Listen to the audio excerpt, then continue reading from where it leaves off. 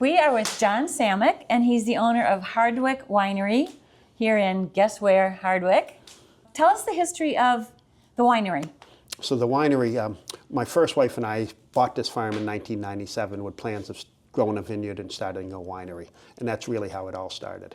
We grew up on dairy farms. We were milking cows at the time. And we realized that the dairy industry wasn't going to get us where we wanted to be, and which is to continue farming and be successful. So we sold our cows and bought this farm and planted grapes and hired a winemaker and vineyard consultant from Plymouth, Mass, who had he had bonded winery number 1. His name was Dave Tower, and he founded Commonwealth Winery back in the 70s in Plymouth. Goodness. I had bonded winery number 17. Oh my So goodness. it's a big deal in the industry. Yeah, that's amazing. How many acres of vineyards, vines do you have? Well, originally we had 6 acres. It's very challenging to grow wine grapes here in Hardwick in Worcester County. Yeah. So do you supplement your wines with grapes from other places then? We do. We Okay. do. We use the Finger Lakes mostly. Yeah. All the varieties I planted originally are varieties from the Finger Lakes. So how many varieties of grapes do you have? Originally there were six varieties of grapes, all hybrid wine grapes. So if you know wine, wine grapes, there's hybrids and there's vinifera. So vinifera is your old school, your Chardonnay, your Cabernet, Zinfandel, those are all vinifera grapes. Okay. And then the hybrids are just that, they're bred through a variety of parentage, and they create these grapes that will grow in cold climate. So that's what we went with, was all hybrid wine grapes. So you had to learn the winemaking industry from scratch. Absolutely. You had professional help, but you probably had to learn it all, right? Because you should Absolutely. know. Yes. That's amazing. So a little challenging, but that was still fun.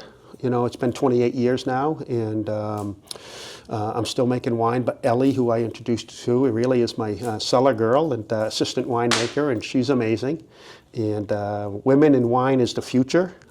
So she's a young girl, 6th generation here in Hardwick, and she's making a lot of the wine now for me in the cellar. Wow. So how many different kinds of wine do you make? Now we're at 27 different wines. Does that include the asparagus wine? It does include the asparagus wine. Tell us about that. My first wife was from West Brookfield, born and raised. I met her on her family farm, dairy farm. And then we started a family young and bought our own farm and went on our own dairying. But they always had the Asparagus Festival. Yes. In West Brookfield. And as a matter of fact, it's said to be that Dutchmen brought over the first asparagus and planted it in West Brookfield. That's kind of how the festival started there. Okay. And we wanted to be at the festival with our wines, but they wouldn't let us because we didn't have anything asparagus. Okay. So Well, asparagus wine. we said, we'll be back.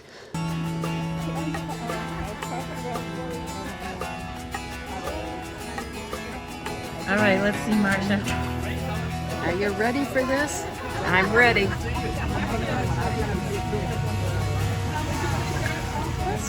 That's interesting, actually. I didn't think I'd like it, but it's not bad. Really? And it does have a little tiny bit of asparagus, but not really. Wow.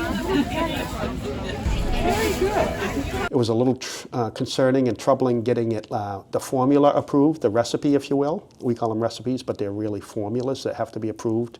And then there's labels that have to be approved, all through TTB. So they never heard of asparagus wine. Yeah. So that was a challenge to get it legal. What's your top seller? Okay. Have you gone for any awards? Oh, absolutely, absolutely. And thank you for asking. It is November. And the big holiday, what we consider the big holiday, Thanksgiving. I bought out a winery out of Dudley, Mass, and his #1 selling wine was his cranberry wine. Oh. And so when I bought the winery, we bought the formulas, we bought everything. So his was a little sweeter. His formula was a little sweeter. So of course we got going here, and Dave Tower was his original winemaker and consultant. My goodness. And Dave Tower claims to have created the cranberry wine. So when we bought the winery out, we brought Dave Tower in. I wanted it drier, the cranberry to be drier, not sweet. Okay. So then we created our own formula, our own recipe, and created our Massets Cranberry. So Massets Cranberry is called Massets because that was the correct abbreviated spelling for the federal period, during the federal period of Massachusetts. So we're sitting in Giles Warner's mansion in front of the main hearth here with the fire going, and Giles Warner built this house in 1795. So in his honor, we name our dry white Cayuga Giles E. Warner dry white wine, and for the cranberry, we stayed with the Federalist theme with the labels, and we created Massets Cranberry. Wow, sounds delicious. And it's our #1 seller. Oh, great. I've been opened, well, we've been at this project for 28 years, and the cranberry wine has been our #1 seller until last year. Yankee Magazine, we all know and love, did a blind taste test of all cranberry wines in New England, over 30 of them. Yeah? We won Best in New England. Oh, that's awesome. And, yeah. And no one's beaten us since. The winery is one thing, and then you're living in this beautiful old house. When was it built? Built in 1795 when George Washington was the president. Wow. And it's original. There is no bathroom in the house. They had an outhouse here, and they had gravity feed water and candles and lanterns and wood stoves. Right up until 1976 is the last time previous owners lived here. So from 1795 to 1976, they all lived here without electricity, without a bathroom, an outhouse. So you still kind of live here in this section, and Oh, yes. and then when it's really cold, you go into the new section. The first few years when the kids were, when we first moved in, the kids were teenagers, and they lived on that side, which is the new side, if you will, and we stayed on the old side, and it was fun. It was fun for a year or two. But it's a lot of work. And when did you build the other side? September 28th we closed in 97, and we started working immediately. And we had the new addition put on, and we were here in about 120 days living in the new addition. And then we restored the old house, continued to restore the old house. Okay. So if I can, this is kind of fun. Giles Warner built it and farmed from 1795 to 1860. Sold the farm to a family named Johnson. Johnson farmed from 1860 to 1912, sold it to a family named Genesics. I bought it from the Genesic family in 1997. But John and Mary Genesic came from Poland, settled in Gilbertville, a village of Hardwick, and in 1911 bought this farm in 1912. It had 9 children. There's 9 nails right on the hearth right here behind us. Really? Oh, Right there. For Christmas stockings? For stockings.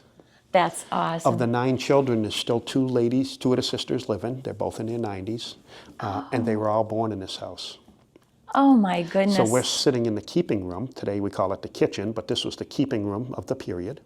And the most important room in the house is the keeping room. The second most important room in the house was the birthing room, or the sick room. Yeah. And they were all born there, here in this house. Oh my goodness. And only 4 families have owned it that whole Only time. only four in the deeds. Check it out. Yeah. That is incredible. I love it. It's beautifully restored. It's beautiful. Thank you. Beautiful here. Thank you. We love to show it off, and we love to share it. It seems like you have a bunch of events and activities that you participate in. Tell us about that. Absolutely. In the summertime, we have live music 7 days a week. This time of year, just Friday, Saturday, Sundays. Okay. So that's a big draw always. But And that's for people to come in and like do a wine tasting? yeah, they can come in, do a wine tasting. We get small bites. We have food trucks in the summer. We're in the process of building a big outdoor kitchen. So yeah, that'll be, stay tuned. Stay tuned for that. We got permitted for 50 campsites, so we have 7 cabins so far, and we're going to have yurts and a tree house. I want a tree house and a teepee. So we got 50 sites. So we're going to do a couple of container conversions into them, and you can stay there. So it's going to be like a glamping kind of It is thing? glamping, quabbing, glamping, and camping. Oh, yes. Wow. Okay, I'm in. You'll have to come back. So by spring, we'll be ready to open. Oh, that's great. Yeah, they can come and sip and stay. Sip and stay. I like that. Yeah. Then you have other activities as well. You have dinners. Oh, yes. So our Harvest Festival, which is the weekend before Thanksgiving, that's another big event. But our 2 biggest events are the craft fairs, which are Labor Day weekend and Memorial Day weekend. And there's somewhere between 80 and 100 vendors, 5 food trucks. We have to have 5 food trucks to feed everyone. And it's one of the biggest events, if not the biggest event in Hardwick. Right in this very room, we have Gary McKinstry, who is a psychic medium, and we have seating for 20 here, our side. So there, we have Friendsgiving coming this weekend, which is a ticketed event, and that we limit to 50 seats. That's in the actual barn, the winery. So always something, birthday parties, celebrations, baby showers, weddings. We do about 10 weddings a year. They get to use the house here and stay. And we are a B&B too, so we have rooms available too, mainly for the weddings. Yeah. Yeah. That's great. So what is the biggest challenge of running this business? Ooh, the biggest challenge of running this business is probably the location. Okay. Yeah, we're off the beaten path. But what really got us to where we needed to be was I hired a salesman 15 years ago, and he was full-time, and he got us into about 200 stores. Oh, So great. you can buy a Hardwick wine from Cape Cod to the Berkshires, and as far north as Salem. We're up in Salem at some stores up there. Very In nice. the North Shore, yeah. Excellent. So what do you love most about the business? What I love most about the business is probably in the winemaking is probably the formulas, making the wine and creating the labels. The labels are always fun. And they say 30% of wine buyers shop from the label. And I believe that. I believe it's more. I still buy wine because of a nice label and hope it's a good wine. But the labels are pretty special, and we like to play with the labels. Interesting. So can you put your finger on one thing that sets your wine apart from other wineries? Ooh, good question. Our uniqueness with the 27 different wines, probably the asparagus wine is asked for to be tasted the most. And it seems like they either love it or hate it. And we were known for our cranberry wine, really. And I said, never mess with the cranberry wine. Cranberry wine pays our bills. Yeah. Okay, so we're going to keep cranberry wine. Yeah. But then Miss Ellie comes on board, and she wants a cran apple. Ah. And I says, no, we're not going to do that. But then you have to listen. Sometimes you have to listen. And these young ladies, and Caitlin is another full-time employee, but between Ellie and Caitlin, two young ladies, that get it, hardworking, honest, enjoy wine, enjoy life, and they're like, no, we need a rosé. You know, we need a cran apple. This is stuff we got to have. Black cherry. So that's kind of how that goes. Okay. But what we didn't know and didn't have on our radar was our newest wine, which our newest wine is a lavender wine. And you must try it. 2 years ago this month, a lady walked through the door with 2 1-pound bags of lavender in her hand. It's Summit Winds Farm in Holden. So Amy Parker wants lavender wine. So, of course, I call Ellie and Caitlin over. I says, what do you think of the lavender wine? Yeah. Caitlin says, yeah, of course. Adirondack Winery makes it out in the Adirondacks. I've had it. She says, I'm leaving you these 2 1-pound bags. And she says, why don't you play with it?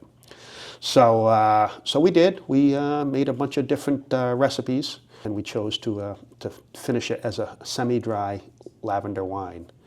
And within 7 months of releasing it, 7 months left of the year, it beat our cranberry wine in sales. Oh my goodness. So you said you're open year-round. Yes. As far as if people wanted to just come in, do a wine tasting, do you have certain hours? So we open every day at 11 a.m. Okay. And then this time of year, we close 4 o'clock in the afternoons or 6 o'clock on the weekends. During the summertime, we open a little earlier, and we stay open a little later during in-season. Okay. Yeah. Excellent. Anything else that you want people to know that I Sure. missed? Well, you can buy our wines anywhere in the state, from the Berkshires to Cape Cod, and support local. Well, thank you so much, John. This has been really interesting, and I can't wait to explore the rest of the winery. Nice. Let's go. Lavender wine. Lavender wine. All right. And so is this the cranberry? This is the Massets Cranberry, yeah. It's 100% white grape, well 90, and then 10% cranberry added.